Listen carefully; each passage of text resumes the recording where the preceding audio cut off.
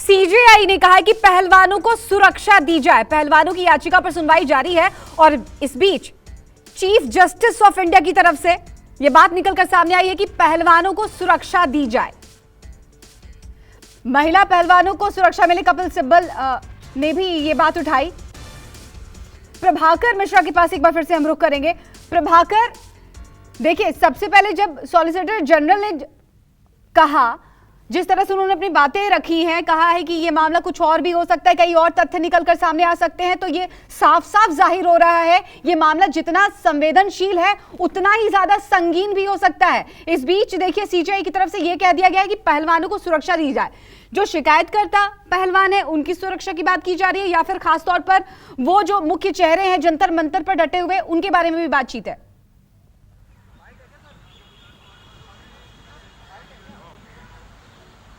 देखिए, इसमें एक महत्वपूर्ण बात यह है कि इसमें एक महिला पहलवान, जब ये घटना घटी उस समय नाबालिग थी और वो दिल्ली में नहीं है, उसकी सुरक्षा को लेकर चिंता जताई गई, तो वो जांच में शामिल नहीं होगी, ये ऐसा कोर्ट के सामने कहा गया। चूंकि महिला लड़की है तो उसको ये छूट दी गई है और उसको स्पेशली ये कहा गया कि उसको प्रोटेक्शन दिया जाएगा। और इसके अलावे जो भी महिला खिलाड़ी हैं उनको प्रोटेक्शन के लिए भी निर्देश है, ऐसा नहीं कि उनको छोड़ दिया जाएगा। क्योंकि यहां पर कपिल सिब्बल ने एक बात कही थी कि ये जो बृजभूषण शरण सिंह हैं वो कोई सामान्य आदमी नहीं है, 40 आपराधिक मामले उनके खिलाफ लंबित हैं, तो ऐसे में चिंता है पहलवानों की और शिकायतकर्ताओं की। तो कोर्ट ने कहा कि हम इस पर भी निर्देश देंगे। तो मतलब ये कि खिलाड़ियों को सुरक्षा दी जाएगी। दूसरी बात ये कि शुक्रवार को सुनवाई होगी, अगले शुक्रवार को एक बार फिर इस मामले में सुनवाई होगी। तीसरी महत्वपूर्ण बात यह है कि एक तो दिल्ली पुलिस ये तैयार हो गई कि एफआईआर दर्ज हो गई है, बस खबर आनी बाकी है कि एफआईआर दर्ज हो गई। दूसरी बात जो महत्वपूर्ण है वो ये कि ये मांग किया गया कि सुप्रीम कोर्ट इस जांच को मॉनिटर करे।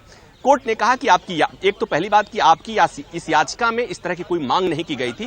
कोर्ट ने अभी फिलहाल ऐसा कोई आदेश नहीं दिया है, मतलब जांच की मॉनिटरिंग कोर्ट नहीं कर रही है, इतना तय हो गया है। तो मतलब आज की बड़ी खबर ये कि पहलवान जो मांग कर रहे थे, महिला पहलवानों का जो यौन शोषण के आरोप हैं और बृजभूषण शरण सिंह के खिलाफ कि उनके खिलाफ एफआईआर दर्ज कराई जाए। चूंकि 21 तारीख को उनके खिलाफ पुलिस में शिकायत दर्ज कराई गई, एफआईआर दर्ज नहीं हो रही थी, तो ये मांग की गई जा रही थी। पुलिस आनाकानी कर रही थी, पुलिस कह रही थी कि पहले प्रारंभिक जांच होगी, उसके बाद देखेंगे। आज सुप्रीम कोर्ट के सामने कह दिया गया कि एफआईआर दर्ज होगी और संबंधित जो महिला खिलाड़ी हैं उनको सुरक्षा देने के निर्देश हो गए हैं।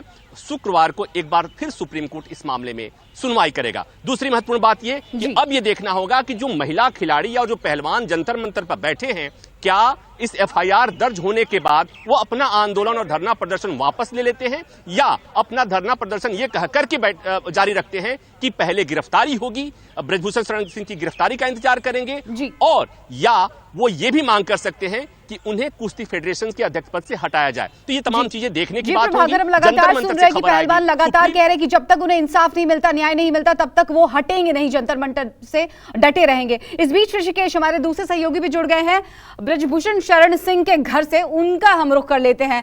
ऋषिकेश, जरा बताइए, कल आया था ट्वीट, कविता पाठ कर रहे थे, क्या आज प्रार्थना दुआ कर रहे हैं कि गिरफ्तारी ना हो?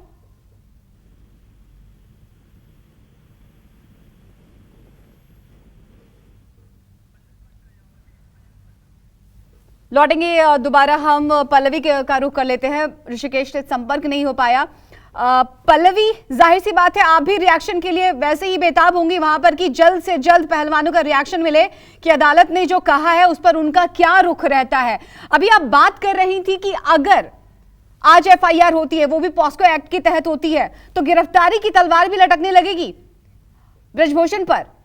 कुछ निर्णय लिए गए हैं, देखिए, इसमें दो राय नहीं है, क्योंकि अगर पॉस्को एक्ट लगता है और तो नॉन बेलेबल ऑफेंस हो जाता है, उसमें गिरफ्तारी तय हो जाती है। लेकिन मैं आपको ये बताऊं, एक चीज यहाँ पर जानकारी देना चाहूंगी कि जो खिलाड़ी थे उन्होंने सुप्रीम कोर्ट में याचिका ये लगाई थी कि जब वो दिल्ली के सीपी में कंप्लेन लेकर आए थे, एफआईआर दर्ज कराने आए थे, तो उस वक्त उनकी एफआईआर दर्ज नहीं हुई थी और इसी वजह से वो याचिका लेकर कोर्ट की तरफ बढ़े और उस मामले में उनको ये बड़ी जीत है। लेकिन साथ ही साथ मैं आपको बताऊं कि उनका ये भी कहना था, लेकिन वो विरोध प्रदर्शन करने इसलिए यहाँ पर बैठे हैं क्योंकि जो समिति गठित की थी सरकार ने पहले मामले को लेकर के, उसकी जानकारी इन लोगों से अभी तक साझा नहीं की गई है, उसके बारे में जानकारी इनको नहीं दी गई है और इसी का विरोध करते हुए वो यहाँ पर बैठे हुए। और इनका साफ तौर पर कहना है कि जब तक उसकी जानकारी साझा की नहीं जाएगी, जब तक उनके खिलाफ कार्रवाई नहीं की जाएगी, जिसमें उनके अध्यक्ष पद को लेकर है कि उनके पद को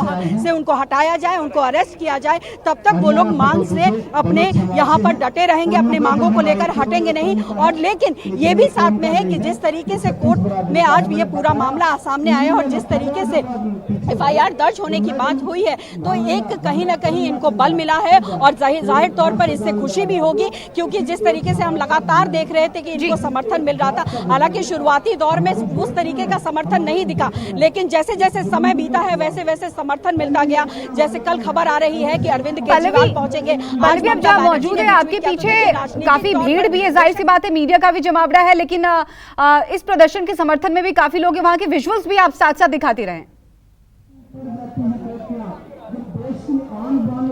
बिल्कुल, देखिए मैं यहाँ पर आपको दिखाना चाहूंगी कि काफी संख्या में यहाँ पर लोग हैं और देखिए एक बैनर अभी और लगाया गया है, आपको सीधे तौर पे मैं वो बैनर दिखा रही हूँ कि किस तरीके का बैनर है यहाँ पर। सच की लड़ाई के लिए पहलवानों का महासंग्राम, कुश्ती फेडरेशन के अध्यक्ष ब्रजभूषण के खिलाफ, ये सुबह नहीं लगा था लेकिन अब जो है यहाँ पर इसको लगा दिया गया है। लेकिन सुबह जो सबसे यहाँ पर इंटरेस्टिंग चीजें थी, वो सबसे इंटरेस्टिंग वाकया ये था कि यहाँ पर एक पोस्टर लगाया गया जिसमें 38 से 40 आपराधिक मामले जो है उसको दिखाया गया कि किस तरीके से ब्रजभूषण शरण सिंह 40 आपराधिक मामलों में शामिल है और ऐसे में उनके खिलाफ अभी तक कोई भी कार्रवाई नहीं हुई है और इसी को लेकर वो लोग यहाँ पर संघर्ष कर रहे हैं। और यही मामला था जिसको लेकर के ही वो पहले भी संघर्ष करते जंतर मंतर पर दिखाई दिए और फिर वो दिखाई पड़ रहे हैं। जहां तक यहाँ से संघर्ष खत्म करने की बात है तो हमें लगता है कि पिछले 4-5 दिनों से हम लगातार यहाँ पर आ रहे हैं रश्मि, और हम इनसे लगातार बात कर रहे हैं। वो लोग साफ तौर पर कह रहे हैं कि सुप्रीम कोर्ट में जो याचिका लगाई थी वो मामला कुछ और था, हम यहाँ संघर्ष इसलिए कर रहे हैं क्योंकि जो समिति बनाई गई थी उसको लेकर के अभी तक सरकार की तरफ से कोई खुलासा नहीं किया गया है। यहाँ तक ये कहा गया कि अनुराग ठाकुर ने जिस तरीके से कहा कि 12 घंटे तक इन खिलाड़ियों से बातचीत की गई, उसमें उन्होंने साफ तौर पर कहा कि 12 मिनट का भी वक्त नहीं दिया गया, यानी आरोप बहुत सारे लगाए गए। पीटी उषा के बयान को लेकर भी कहा गया। देखिए उसके बाद से लगातार जो है अलग अलग क्षेत्र के खिलाड़ी जो इनके पक्ष में उतर आए, चाहे वो हरभजन सिंह हो, चाहे आप बात करें अभिनव बिंद्रा की, नीरज चोपड़ा की, तो तमाम खिलाड़ी, सानिया मिर्जा, ये तमाम खिलाड़ी इनके समर्थन में आए। और देखिए महिला होने के नाते जिस तरीके का ये आरोप लगा रही है, जिस तरीके के शोषण की बात कर रही है, ऐसे में जाहिर तौर पर ये एक बड़ी बात होती है, सम्मान की बात होती है, जो सम्मान भारत को ये दिला रही है। अगर उनके सम्मान के साथ हनन होता है तो जाहिर सी बात है जो भी महिला होगी, चाहे हम हो चाहे आप हो, ये सवाल उठेगा कि आखिर जस्टिस बिल्कुल पल्लवी और प्रभाकर, ये बाद की बात है कि आगे क्या होता है, गुनहगार कौन है, कौन सच बोल रहा है, कौन झूठ। प्रभाकर ये बड़ी बात है। देखिए सिर्फ यहाँ पर महिलाओं की भी बात है और एक नाबालिग बच्ची का भी जिक्र है यहाँ पर।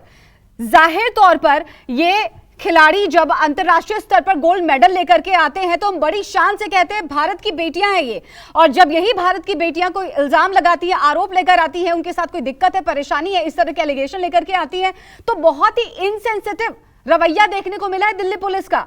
काफी टाल मटोल, लेट लतीफी। आज जाकर जब ये खिलाड़ी सुप्रीम कोर्ट पहुंचे, दरवाजा खटखटाया, तब जाकर दिल्ली पुलिस को लगा कि अब कोई दूसरा चारा नहीं है। क्या यही वजह है कि आज आखिरकार दिल्ली पुलिस को एफआईआर दर्ज करनी पड़ेगी?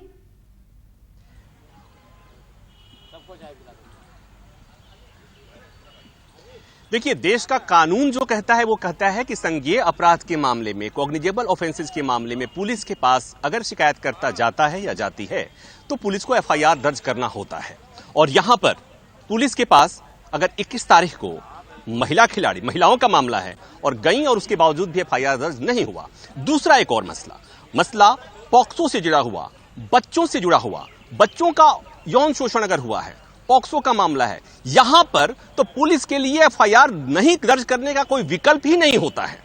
और यहां पर तो यह भी है कि अगर जिसका शोषण हुआ है, यौन शोषण हुआ है, कोई महिला है, कोई लड़की है जो पोक्सो के तहत आती है, तो वो अगर पुलिस में नहीं जाती है तो जिसे पता है वो भी एफआईआर दर्ज करा सकता है। और पुलिस को अगर किसी भी तरह से सूचना मिल गई तो पुलिस को एफआईआर दर्ज करना होता है। तो यहां पर यह बात दिखा रहा है कि पुलिस नहीं दर्ज करना चाहती थी और पुलिस को यह पता था, दिल्ली पुलिस को पता था कि सुप्रीम कोर्ट में इसको जस्टिफाई करना मुश्किल होता, और इसीलिए जैसे सुनवाई शुरू हुई, बिना किसी किंतु परंतु के, बिना सुप्रीम कोर्ट के किसी टिप्पणी का इंतजार किए हुए सॉलिसिटर जनरल ने दिल्ली पुलिस की तरफ से कह दिया कि माय लॉर्ड, हम एफआईआर दर्ज करने जा रहे हैं और आज ही करने जा रहे हैं। मतलब सरकार को और पुलिस को स्थिति की गंभीरता का एहसास है। लेकिन दुखद पहलू यह है कि जो महिला पहलवानों का जो शोषण हुआ है उसको लेकर जो सियासत हो रही है और जिस तरह से बयान आ रहे हैं अपने देश में उन लड़कियों ने जिन्होंने अंतर्राष्ट्रीय फलक पर देश का तिरंगा लहराया हो,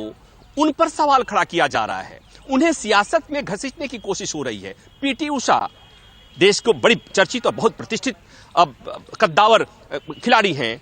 उन्होंने जब बात कही कि महिलाओं को पहले हमारे पास आना चाहिए था, बड़ा मुश्किल सा सवाल है और हम अपने दर्शकों पे छोड़ते हैं कि मैं इतना जानता हूं कि इस तरह का कोई मामला होता है। इस तरह के कई सवाल हैं, इस तरह के कई सवाल हैं, लौटेंगे आपके पास।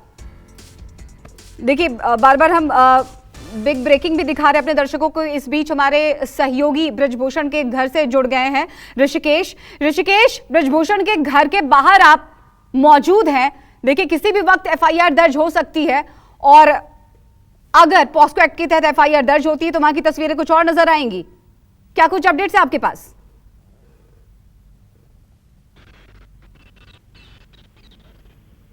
देखिए, पहला अपडेट तो अपने दर्शकों के लिए है कि पहलवानों ने ये तय किया है, जैसे ही सुप्रीम कोर्ट से ये खबर आई कि दिल्ली पुलिस एफआईआर दर्ज करने के लिए तैयार है, देर शाम कर दी जाएगी, तो पहलवानों की जो टीम है उन्होंने सीधे तौर पर कहा कि जब तक ठोस कार्रवाई नहीं होगी तब तक वो जंतर मंतर से नहीं हटेंगे। मतलब ये धरना प्रदर्शन जारी रहेगा।